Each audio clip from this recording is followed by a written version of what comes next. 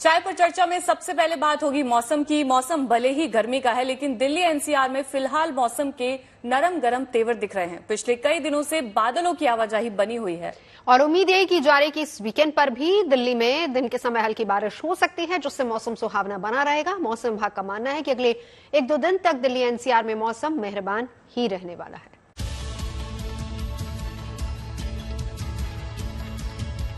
महीना अप्रैल का है और देश के तमाम हिस्सों में गर्मी दस्तक दे चुकी है, लेकिन राजधानी की फिजाओं में फिलहाल गर्मी के तेवर थोड़े नरम है।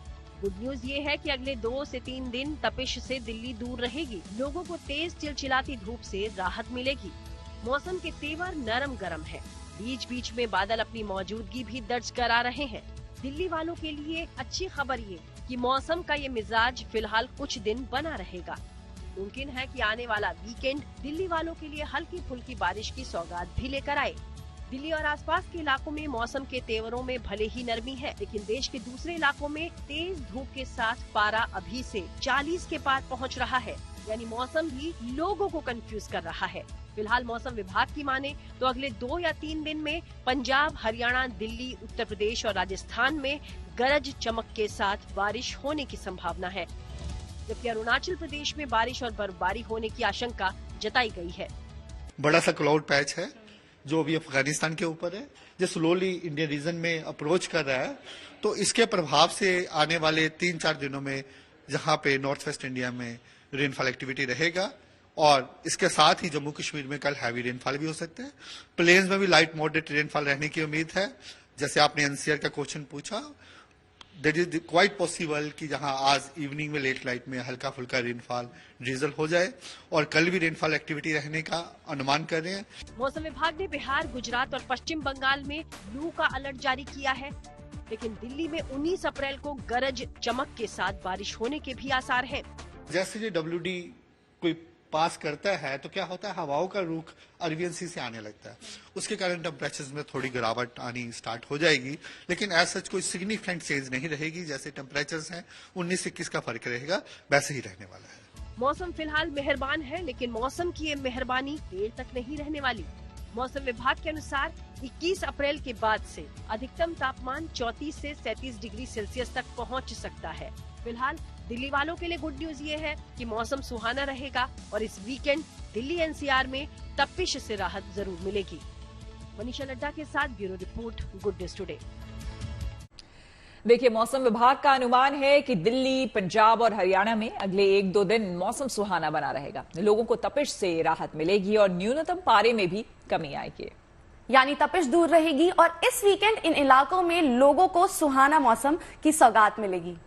उत्तर भारत में एक बार फिर से पश्चिमी विक्षोभ है वो एक्टिव हुआ है। उसका किस तरह से असर है पंजाब, हरियाणा या फिर चंडीगढ़ में देखने को मिलेगा। ज्यादा बात करने के लिए इस वक्त हमारे साथ मौसम विशेषज्ञ AK सिंह जी, उनसे बात कर लेते हैं।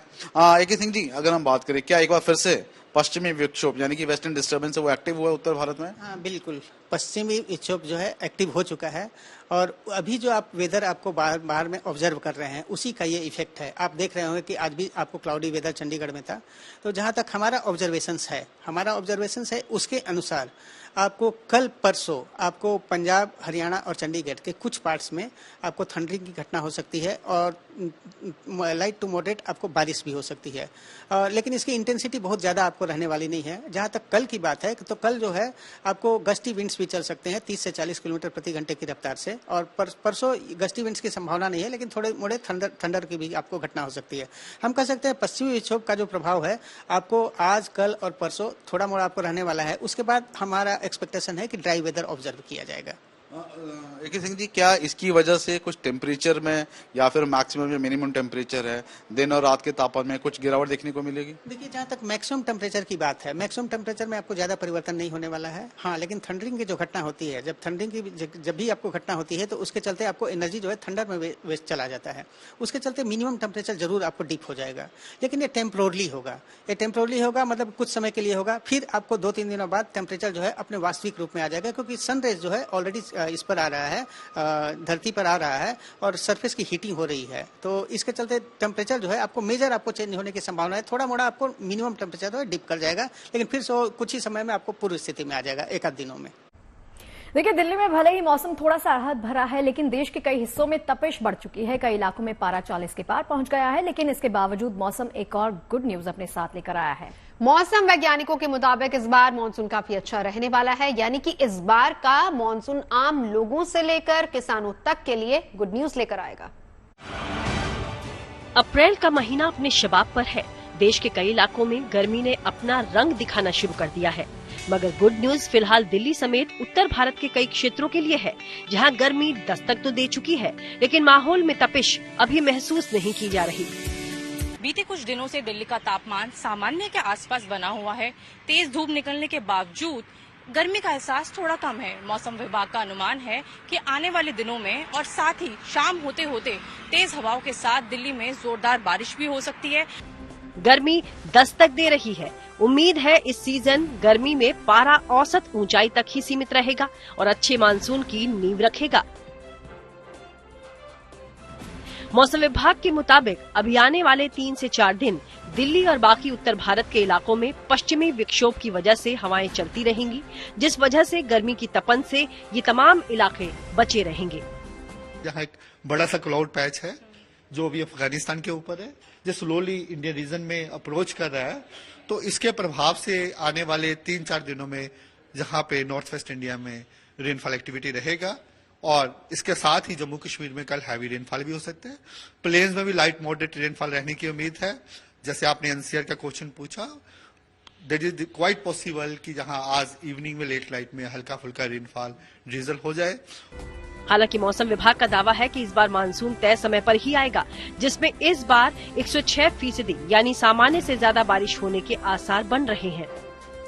मॉडरेट एलिनो कंडीशंस अभी इक्वेटोरियल पैसिफिक ओशन में प्रिवेल कर रहा है और अनुमान यही है, पूर्वानुमान यही है कि ये मॉडरेट एलिनो कंडीशंस धीरे धीरे वीक हो रहा है और by beginning of monsoon season एक न्यूट्रल कंडीशन में परिणत होने का पूर्वानुमान किया जा रहा है।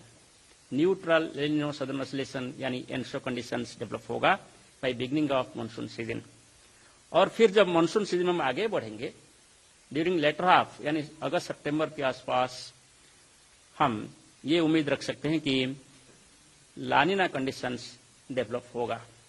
वैसे अक्सर देश में जून से सितंबर के दरमियान मानसूनी सीजन में 87 सेंटीमीटर बारिश होती है, लेकिन इस बार बारिश 91.5 सेंटीमीटर तक हो सकती है।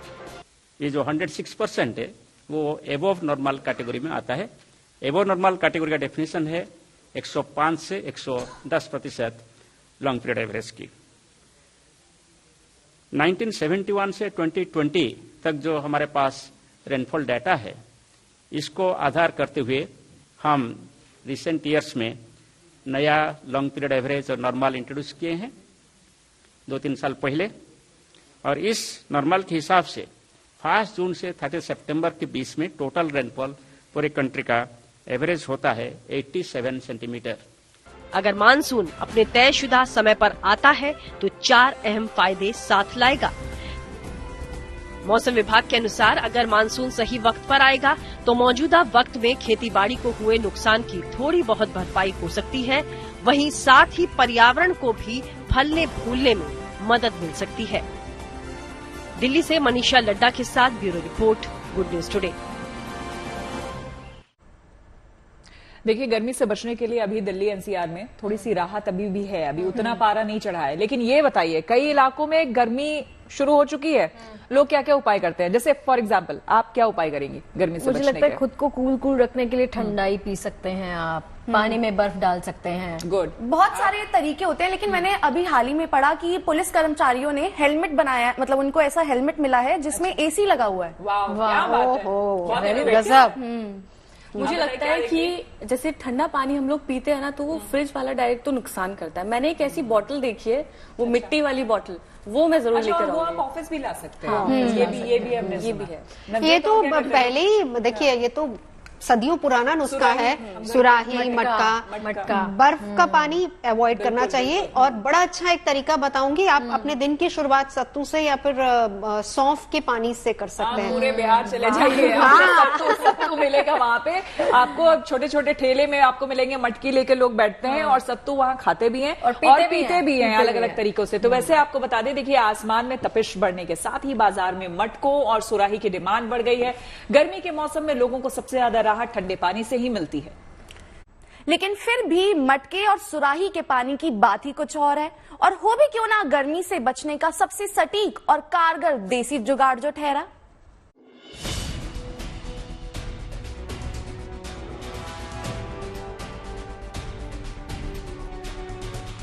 गर्मी का मौसम दस्तक दे रहा है।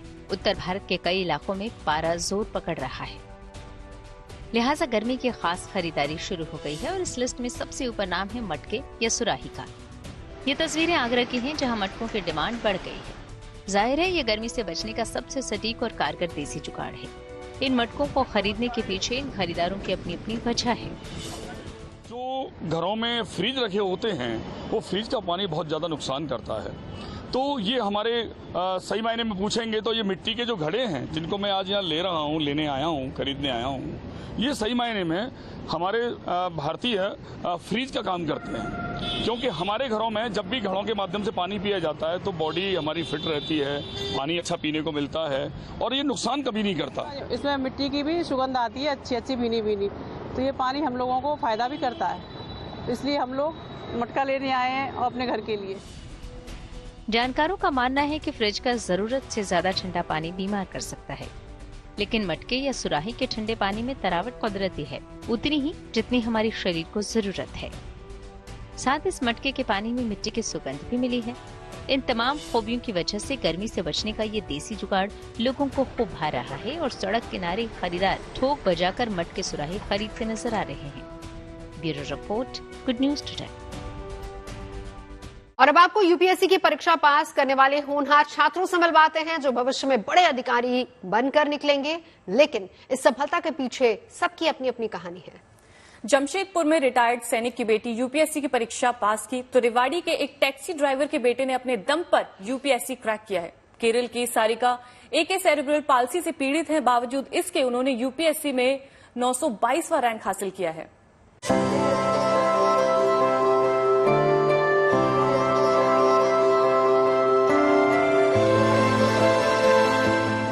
लहरों से डरकर नौका पार नहीं होती, कोशिश करने वालों की हार नहीं होती। ये कहावत यूपीएससी की परीक्षा पास करने वाले इन अभ्यर्थियों पर सटीक बैठती है। ये खुशी एक बेटी की कामयाबी की है। ये जश्न उस परिवार का है जिसकी बेटी अब भावी अफसर बनने वाली है। जमशेदपुर की रहने वाली स्वाति शर्मा ने यूपीएससी की परीक्षा में ऑल इंडिया 17वीं रैंक हासिल की है। खुशी हो रहा है कि मेरी बेटी जमशेदपुर झारखंड में नाम रोशन किए और साथ ही हमारे मानगो क्षेत्र का भी नाम बहुत रोशन किया। भारतीय सेना से रिटायर्ड सैनिक संजय शर्मा ने पहले देश की रक्षा की और अब उनकी बेटी स्वाति अफसर बनकर देश की सेवा करने के लिए तैयार है।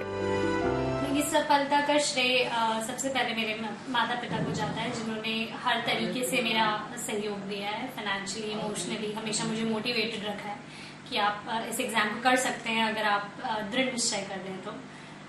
और मेरे बड़े भैया हैं, उन्होंने भी मुझे काफ़ी मोटिवेट किया। जब भी मैं मायूस महसूस करती थी तो वो कोशिश करते थे कि वो किसी तरीके से मुझे हंसा सके, दोबारा मुझे प्रोत्साहित कर सके कि मैं एग्जाम के लिए तैयार कर सकूं। कुछ ऐसा ही कमाल रेवाड़ी के एक टैक्सी ड्राइवर के बेटे ने भी कर दिखाया है। शिवम ने यूपीएससी की परीक्षा में 497वां रैंक हासिल किया है। यूपीएससी के लिए मेरा प्रेरणा स्रोत हमेशा रहा है कि मैंने हमेशा स्टेट स्पॉन्सर्ड एजुकेशन मुझे मिली है, तो मुझे लगता है कि समाज और देश ने मेरी शिक्षा में बहुत बड़ा योगदान किया है और उसी की वजह से मैं आज कुछ भी बन पाया हूँ। तो हमेशा से एक चाह थी कि मैं समाज के लिए अपनी तरफ से पूरा योगदान दूं और इसमें मुझे लगता है कि civil services best platform provide करता है सोशल सर्विस। केरल के कोझिकोड की रहने वाली 23 वर्षीय सारिका AK ने गंभीर बीमारियों से लड़ते हुए यूपीएससी की परीक्षा क्रैक की है। उन्होंने ऑल इंडिया 922वां रैंक हासिल किया है। सारिका सेरेब्रल पाल्सी से जूझ रही हैं। सारिका की ये बाएं हाथ की सिर्फ 3 उंगलियां ही काम करती हैं। बावजूद इसके सारिका ने कभी भी अपने हालात का रोना नहीं रोया, बल्कि मजबूती के साथ अपने लक्ष्य की ओर बढ़ती रही। I am so happy to know about that result. I don't know how to explain. I still stand at that moment. Started my preparation after completing my graduation. Then I got selected to Chittashalabam project of Absolute IS Academy. I joined online batch because I was not able to physically present in the academy. So I choose online coach. And I usually studies in night time because it suit much. At that time I felt to be more focused. इन छात्रों ने ये साबित कर दिया कि मेहनत और जुनून से कोई भी लक्ष्य हासिल किया जा सकता है। यूपीएससी क्रैक करने वाले ये तीनों छात्र उन लाखों युवाओं के लिए प्रेरणा हैं, जो हालात से लड़कर मंजिल पाने का हुनर रखते हैं।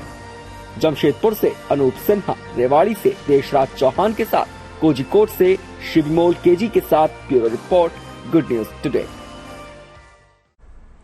ये कहते हैं ना कि सफल होने के लिए टैलेंट जरूरी है, लेकिन उससे भी ज्यादा जरूरी है लगन और धैर्य के साथ मेहनत करते रहना। यूपीएससी की परीक्षा में पास हुए कई युवाओं ने बताया कि सबसे अच्छा होता है अपनी गलतियों से सबक लेना, उनको सुधार कर आगे बढ़ते जाना। बिल्कुल, बार बार असफल होने के पीछे रणनीति यानी पढ़ाई के तरीकों में बदलाव की जरूरत है। और क्या है यूपीएससी टॉपर के सक्सेस मंत्र, जानिए इस रिपोर्ट में। जैसे कि कहते हैं कि यूपीएससी स्प्रिंट नहीं है, मैराथन है और लंबी मैराथन है, तो मेरे लिए सीरियसली ये एक बहुत लंबी मैराथन थी, क्योंकि इसके पहले 5 अटेम्प्ट में मेरा प्रीलिम्स नहीं हुआ था। 6th अटेम्प्ट में मेरा प्रीलिम्स, मेंस और इंटरव्यू हुआ है और आई गॉट दी 658 रैंक। और काफ़ी मेहनत और काफ़ी अच्छा रिजल्ट। और जहाँ तक आरसीए की बात है तो मेजर कंट्रीब्यूशन आरसीए का है, क्योंकि खाली प्रीलिम्स क्लियर करना इंपॉर्टेंट नहीं है, बट आपका मेंस का भी प्रिपरेशन वैसा होना चाहिए कि आपको इंटरव्यू कॉल आए और आप अच्छा परफॉर्म कर पाओ। तो मेरा मेंस का अच्छा खासा प्रिपरेशन, आंसर राइटिंग, ऑप्शनल की पीयर लर्निंग, ऑप्शनल का एक दूसरे से सीखना और कंसेप्चुअल क्लैरिटी काफ़ी आरसीए में मैंने अपने दोस्तों के साथ पीयर लर्निंग के थ्रू की है। तो RCA has major role to play in it. मेरी जर्नी काफ़ी लंबी हो गई है, 4 से 5 साल, बट कहते हैं failure is your greatest teacher. तो सीखा है कैसे फेलियर इज़, आप ग्रेसफुली उसको एक्सेप्ट कर सकते हो और एवरी सेटबैक आपको कैसे स्ट्रॉन्गर होकर बाउंस बैक करना है। तो मेरी जर्नी में आरसीए ने काफ़ी इंपॉर्टेंट रोल प्ले किया है, वो प्रीलिम्स हो या मेंस हो या इंटरव्यू हो। तो यहाँ से मुझे काफ़ी कुछ सीखने को मिला है। मैं यही कहना चाहूँगी कि आप कंसिस्टेंसी के साथ मेहनत करते रहिए, खुद पे भरोसा रखिए। प्रोसेस थोड़ी डिफ़िकल्ट है, हेक्टिक भी है, फिजिकली मेंटली सभी तरीके से, लेकिन खुद पर भरोसा रखे, फ्रीक्वेंटली रियलिटी चेक करते रहे, अपने कितना क्वालिटी के साथ हमने काम किया है उस पर फोकस करें, कितने घंटे नहीं लेकिन कितना क्वालिटी टाइम आपने स्टडी टेबल पे बिताया है उस पर फोकस किए तो सफलता मिलेगी। किसी की भी जर्नी विदाउट चैलेंजेस तो नहीं होती है। मेरी भी जर्नी में हो सकता है मुझे जो चीज चैलेंज लगे वो किसी और को ना लगे, उनके लिए वो बहुत स्मूथ राइड हो। तो डेफिनेटली चैलेंजेस थे, मैं नहीं कहूंगी कि कोई बहुत बड़े चैलेंजेस थे, but still there were challenges for me. I belong to Udhrana in Bhaderwah, जो कि obviously like you said is a very remote place. मेरी जो अर्लियर स्कूलिंग है, प्राइमरी स्कूलिंग, वो किश्तवाड़ में हुई, which again is a very remote district of Jammu and Kashmir. But then my parents got transfer to Jammu और फिर मेरी बाकी की स्कूलिंग यहाँ से हुई। हमेशा से ये था मन में कि कुछ ऐसा करूं जिससे मैं अपने पेरेंट्स को और जो एरिया जहाँ से मैं आती हूँ वहाँ के लोगों को प्राउड फील करवा सकूं। पिछले वर्षों के पेपर्स देखे, समझा किस प्रकार के क्वेश्चन आते हैं, उस तरह से फिर पढ़ने की कोशिश की, अपनी गलतियों से भी सीखा। ये मेरा 3rd अटेम्प्ट था, दोस्तों से डिस्कस करता था। जी सर, मैंने कोचिंग ली थी, मैंने जब कॉलेज में 3rd ईयर में था तब मैंने शुरू की थी पढ़ाई। अगर दिख रहा है कैसे इम्प्रूव करा जा सकता है, अगर अपनी गलती समझ आ रही है तो मेरे ख्याल से कोशिश करनी चाहिए। अच्छा मौका मिलता है, कई लोग 5वीं या 6ठी बार में भी बहुत अच्छे से क्लियर कर लेते हैं। 3 स्टेज का एग्जाम है, प्री, मेंस और इंटरव्यू। और प्री और मेंस, हालांकि तीनों जो स्टेजेस है काफ़ी हद तक लिंक है ही। जो आपसे इंटरव्यू में पूछा जाता है वो भी कहीं ना कहीं या तो आपके एजुकेशन बैकग्राउंड से रिलेटेड होता है, आपके बैकग्राउंड से, या फिर कहीं ना कहीं जो आपने पढ़ा हुआ है उन सब चीज़ों से। तो तैयारी उसी हिसाब से होती थी कि ऑफकोर्स अगर आप जैसे ये टाइम चल रहा है, प्री आने वाला है, तो मोस्टली आपका फोकस प्री की तरफ ज़्यादा शिफ्ट हो जाता है। इससे पहले आप प्री और मेंस दोनों की तैयारी करते हैं। जैसे ही आपका प्री हो जाता है तो आप मेंस पे फोकस शिफ्ट हो जाते हैं। हर स्टेज की तैयारी में थोड़ा फ़र्क है क्योंकि प्री ऑब्जेक्टिव एग्जाम है, तो वहाँ पे आपका मेन फोकस होता है कि आप जितना कंटेंट कवर कर सकते हैं उसको बार बार रिवाइज करके प्रैक्टिस करें, और मेंस के अंदर क्योंकि सब्जेक्टिव है तो आंसर राइटिंग का मेन इंपॉर्टेंट हो जाता है। आपको ग्वालियर में संपन्न हुई एक अनोखी शादी की तस्वीरें दिखाते हैं, जिसमें दुल्हन सज धज कर तैयार हुई, तमाम रस्में अदा की गई, बारात भी आई और जब लोगों ने दूल्हे को देखा तो हर कोई दंग रह गया। दंग इसलिए रह गया क्योंकि 23 साल की शिवानी ने भगवान श्री कृष्ण के साथ शादी रचाई। वो कृष्ण के प्रेम में ऐसी मगन हुई कि उन्हें अपना संपूर्ण जीवन साथी मान लिया।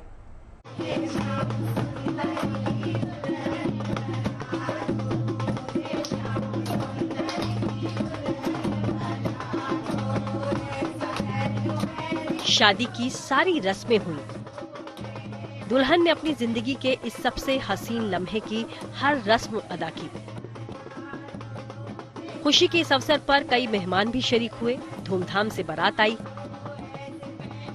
सभी को इंतजार दूल्हे का था, लेकिन जब दूल्हा आया तो हर कोई हैरानी से भर गया,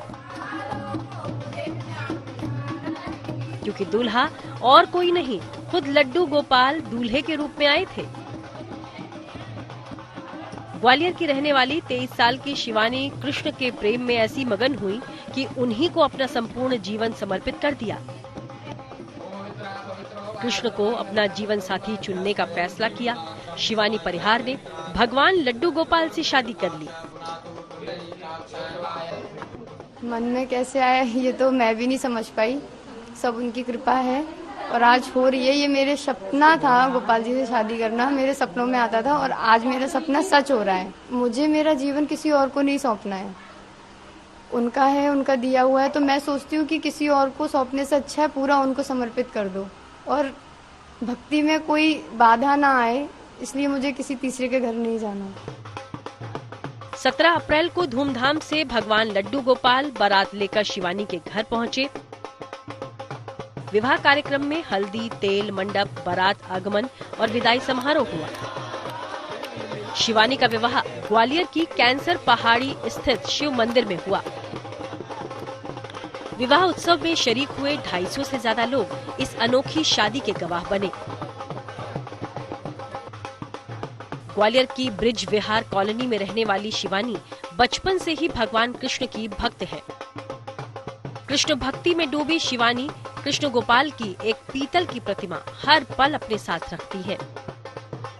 शिवानी ने जब अपने माता पिता से भगवान कृष्ण से शादी करने की जिद की तो माता पिता भी हंसी खुशी मान गए। फिर थोड़ी बड़ी हुई ना तो कहती मैं कान्हा जी से शादी करूंगी, बड़ी हुई थोड़ी, हमने ये तो पागलपंती करती रहती है। 2-3 साल के चलो कान्हा जी ले आओ, मैंने कहा हाँ, मेरे तो छोटे से बैठे है ना। फिर 5 साल तो वो ले ही आई, जब से कहती बस मेरे कान्हा जी आ गए, मेरी वृंदावन ससुराल है, अब मैं इनसे ही शादी करूंगी। साल भर से कह रही है, मैं उसकी सुनती नहीं। आज जितने बार कहती मैं कह रही थी हाँ ठीक है, मुझे फुर्सत नहीं, मुझे छुट्टी नहीं देता। वो है ना वहाँ से करा के नहीं ले आई। फिर हमने की तो ठीक है, अब तुम्हारी खुशी में हमारी खुशी। पहले तो घर वाले थोड़े नाराज हुए, अब वो इसलिए हो कि इतनी बड़ी जिंदगी है कैसे चले, इसलिए अच्छे के लिए, अपना परिवार अच्छे के लिए होता है। नहीं माने फिर हमने ठीक है, अच्छी बात, हम तो खुश हैं। कान्हा की भक्ति के बाद अनोखी भक्ति की ये दूसरी तस्वीर राम भक्ति की है। रामनवमी के शुभ अवसर पर राम मंदिर के पुजारी ने 35,000 चावल के दानों पर श्री राम लिखकर अपनी भक्ति प्रदर्शित की। भक्ति की ये तस्वीर तेलंगाना के जोगुलंबा गढ़वाल जिले से आई है, जहां एक गांव के पुजारी ने श्री राम के प्रति अपनी आस्था प्रकट करते हुए ये कमाल कर दिखाया। Bureau report, good news today. आपने एक भजन जरूर सुना होगा जिसके बोल हैं कि जग में सुंदर हैं 2 नाम, चाहे कृष्ण कहो या राम। तो राम हो या फिर श्याम, भक्ति की भावना प्रकट करने के लिए श्रद्धालुओं को नाम मायने नहीं रखते। मौका कृष्ण जन्मोत्सव का हो या फिर रामनवमी का, भगवान के प्रकट होने के उत्सव को मनाने के लिए कोई खास तिथि महत्वपूर्ण नहीं है, क्योंकि माना तो ये तक जाता है कि देवता भले ही अनेक हों, भक्ति की भावना तो सिर्फ एक है। और यही कारण है कि कल कुल्लू की वादियों में भगवान जगन्नाथ की रथ यात्रा धूमधाम से निकाली गई। अवसर रामनवमी का भले ही था, लेकिन भक्तों को इससे कोई फर्क नहीं पड़ा। उन्होंने भगवान जगन्नाथ की रथ यात्रा निकालकर रामनवमी मनाई। देखिए।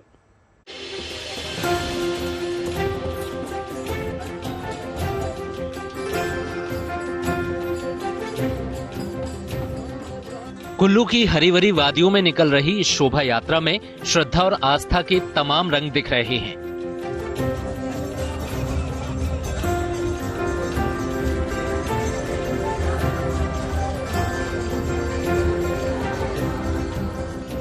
रामनवमी के पावन अवसर पर कुल्लू में धूमधाम से भगवान जगन्नाथ की यात्रा निकाली गई।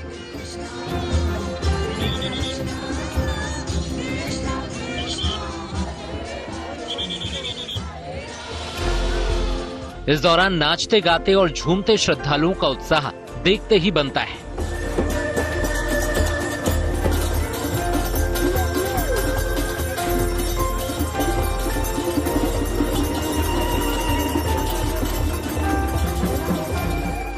शोभा यात्रा में श्रद्धालुओं की लंबी कतार में न केवल भारतीय बल्कि विदेशी भक्त और श्रद्धालु भी पूरे हर्षोल्लास के साथ शामिल हुए और भजन की सुरलहरियों में मगन नजर आए।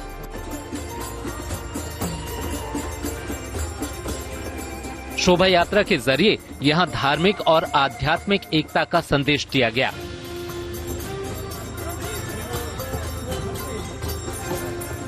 शरीर के स्तर पर हो सकता है हम भिन्न भिन्न हो, आत्मा के स्तर पर हम सब एक ही है। तो एक एकता, एक भाईचारे का पूरा संदेश देने के लिए आज भगवान जगन्नाथ, बलदेव, सुभद्रा जैसे कि पुरी में अपने रथ पे आरूढ़ होकर निकलते हैं वर्ष में एक बार, यहाँ कुल्लू रघुनाथ जी की नगरी में भी कुल्लू वासियों को अपना आशीर्वाद और अपना संदेश देने के लिए भगवान आज यहाँ रथ पे आरूढ़ होकर बाहर निकले। भगवान के प्रति आस्था और भक्ति के इस माहौल में राम या कृष्ण या शिव या दूसरे देवी देवताओं के प्रति अलग अलग श्रद्धा मायने नहीं रखती। सबके अपने अपने आराध्य इष्ट देवता भले ही अलग अलग हों, लेकिन भक्ति का रंग एक ही है, जो इस शोभा यात्रा में साफ नजर आ रहा है। और रामनवमी पर यहाँ विविधता में एकता का यही संदेश देने की कोशिश की गई है। Bureau report, good news today. Ramnavami पर जब रामलला का सूर्याभिषेक हुआ तो वो अद्भुत पल हर राम भक्त के लिए यादगार बन गया। इस सूर्याभिषेक के बाद देश के उन मंदिरों की भी चर्चा होने लगी जहां सूर्य की किरणें सीधे मंदिर के गर्भगृह को रोशन करती हैं। जी हाँ, देखिए, भगवान सूर्य को समर्पित देश के ऐसे ही 3 मंदिर हैं। मोढेरा का सूर्य मंदिर, पाली का सूर्य मंदिर और महालक्ष्मी मंदिर। इन तीनों मंदिरों की क्या कहानी है, देखिए हमारे इस खास रिपोर्ट में। राम राम राम सीताराम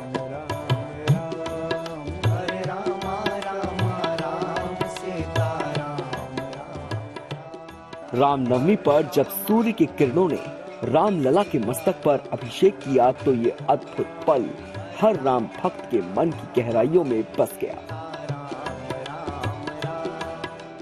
गर्भगृह का पर्दा हटते ही रामलला की जय जयकार होने लगी और सूर्य की किरणों से दमकता हुआ रामलला का मस्तक देखकर श्रद्धालु मंत्रमुग्ध हो गए।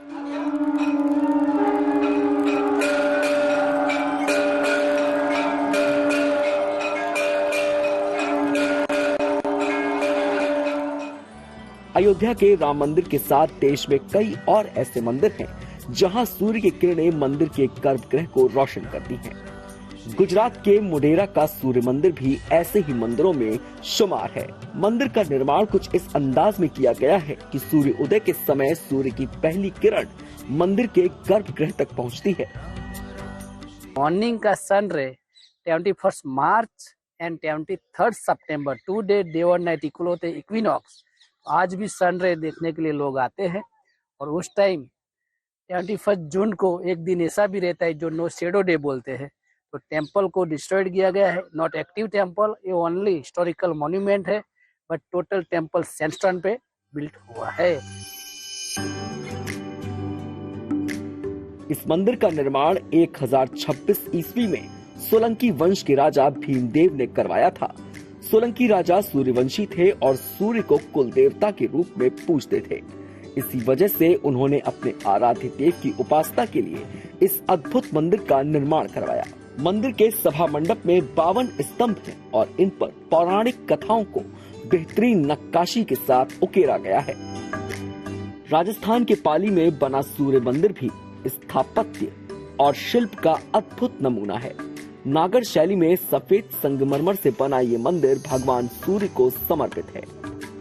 मंदिर की बनावट ऐसी है कि यहाँ सूर्योदय से लेकर सूर्य अस्त तक सूर्य की किरणें मंदिर को रोशन करती हैं। सूर्य उदय होता है उसकी पहली किरण मंदिर के अंदर प्रवेश करती है। सूर्य उदय से लेकर सूर्य अस्त तक इस मंदिर में सूर्य भगवान की जो प्रकाश है वो पूरे दिन मंदिर के अंदर रहती है और इसमें विद्युत या लाइट की अभी कोई व्यवस्था जरूरत नहीं होती है, इसलिए इस मंदिर को पहली किरण मंदिर में प्रवेश करती है और सूर्य अस्त तक उस मंदिर की सूर्य की किरण मंदिर के अंदर रहेगी। महाराष्ट्र के कोल्हापुर का श्री महालक्ष्मी मंदिर किरणोत्सव के लिए विख्यात है। जिस दिन सूर्योदय के समय सूर्य की पहली किरण महालक्ष्मी की मूर्ति पर पड़ती है उसी दिन किरणोत्सव मनाया जाता है। मंदिर की अद्भुत वास्तुकला का अंदाजा इस बात से लगाया जा सकता है कि नवंबर, जनवरी और फरवरी में तय तारीखों पर ही ये असाधारण घटना घटित होती है। 9, 10, 11 नवंबर, 31 जनवरी और 1-2 फरवरी में दक्षिणायन और उत्तरायण में साल में 2 बार यह किरणोत्सव संपन्न होता है। किरणोत्सव यानी अस्तमान होते हुए सूरज की सुनहली किरणें पहले दिन माता जी के चरण को, दूसरे दिन वक्षस्थल को और तीसरे दिन मुखमंडल को स्पर्श करती है। इस मंदिर में किरणोत्सव का पर्व बड़ी धूमधाम के साथ मनाया जाता है। इस महापर्व के दौरान माता महालक्ष्मी के दर्शन के लिए देश विदेश से श्रद्धालु यहाँ आते हैं। मोडेरा से कामिनी आचार्य और पाली से भारत भूषण के साथ कोल्हापुर से दीपक सूर्यवंशी, गुड न्यूज टुडे। गर्मी वैसे अभी कुछ राहत दे रही है, कम से कम दिल्ली एनसीआर में तपिश नहीं है, इसलिए वक्त कट रहा है बारिश की बूंदों के इंतजार में। बिल्कुल, वहीं चुपती गर्मी भले ही कई राज्यों को झुलसा रही है, लेकिन इंसान दिक्कतों में भी खुश रहने का तरीका ढूंढ ही निकालता है। मुझे लगा गाना गाएगी, चुपती जलती गर्मी। भाई देखिए, गर्मी की किसी के लिए अच्छी तो नहीं है, किसी के लिए आफत लेकर आती है, लेकिन जो फैशन ट्रेंड्स और स्टाइल्स इस सीजन में दिखते हैं ना, उससे इनकार आप बिल्कुल नहीं कर सकते। वैसे ये सीजन आईपीएल का भी खूब जोरों पर है, खूब चौके छक्के लग रहे हैं। 17वें सीजन में कई खिलाड़ी अपने खेल में धमाल मचा रहे हैं, तो आईपीएल के मैदान की हलचल भी आपको दिखाते रहेंगे। जी हाँ, आईपीएल का सीजन हो, मौसम वाला सीजन हो या फिर फेस्टिवल वाला, ये सब कुछ खासियतें हैं हमारे शो की, जिसका नाम है चाय पर चर्चा। तो अभी इजाजत दीजिए, कल बैठेंगे कुछ और अच्छी खबरों के साथ। देखते रहिए गुड न्यूज टुडे।